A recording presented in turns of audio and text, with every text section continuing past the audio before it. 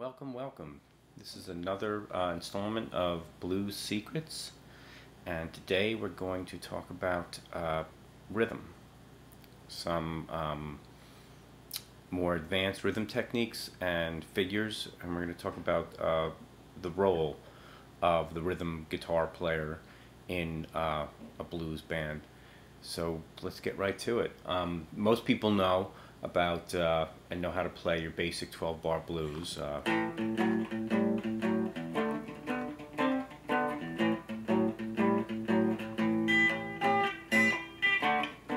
You know, that sort of thing.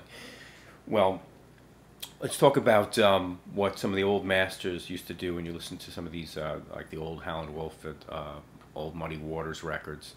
What they would tend to do, the other guitar player, and they often had two guitar players, is when one was riffing out the leads,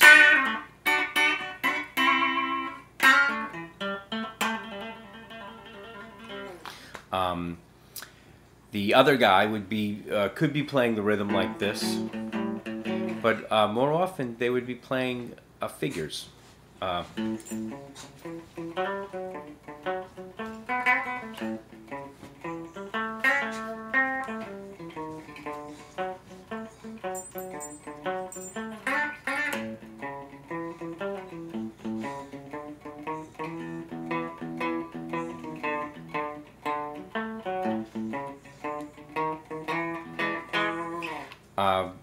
And what this added a counterpoint to what was happening with the music, with the singing, and with the harmonica player playing in between the vocal riffing, and the guitar player also serving in that role to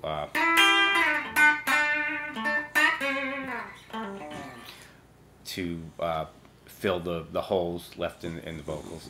So what's interesting is those old blues records, and if you haven't listened to them or haven't had a chance, I would really recommend stuff, Muddy Waters chess stuff, and Howlin' Wolf, and even guys like Hound Dog Taylor, his guitar player,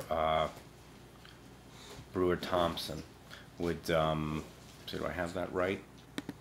Nope, sorry, it's Brewer Phillips, who used to play, and he played these really good. He would roll off the tone knob, and while Hound Dog was playing these insane slide riffs, he'd be underneath kind of doing the bass line. They didn't have a bass player, actually. It was just drums and two guitars.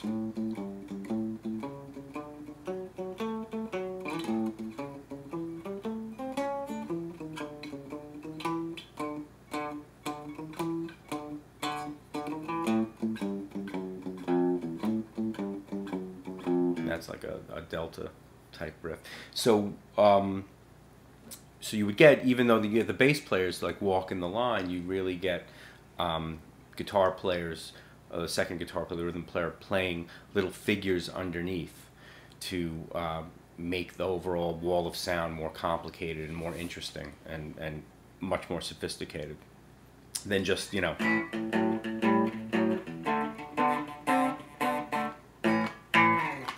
Now, another thing that's more of a straight rhythm technique that they would use is they would slide a half step above or a half step below into whatever chord they were looking to play. So instead of, and this is something that T-Bone Walker was just the king of, if they were playing,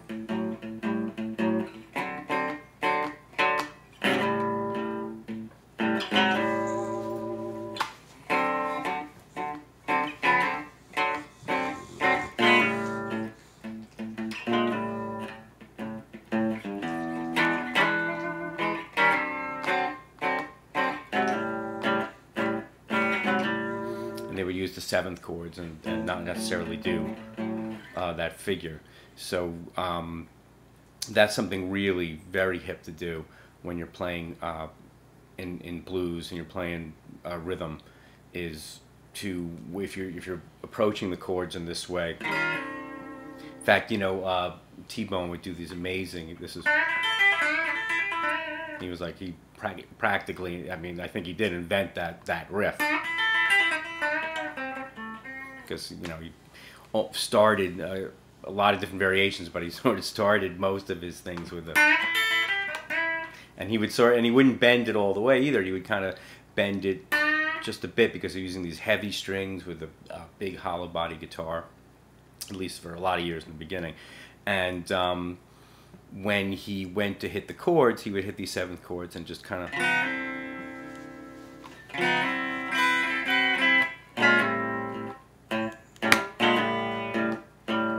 Do that kind of stuff, and then he would it would culminate with the 5 chord,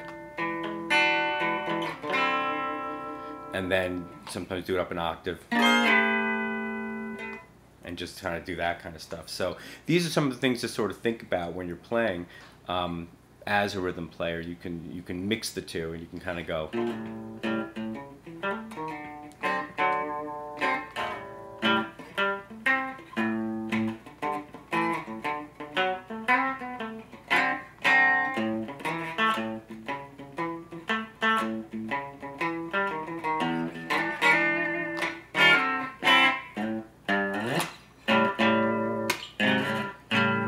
Have a lot of fun just playing little figures and playing chords underneath it. It doesn't have to be this static, boring.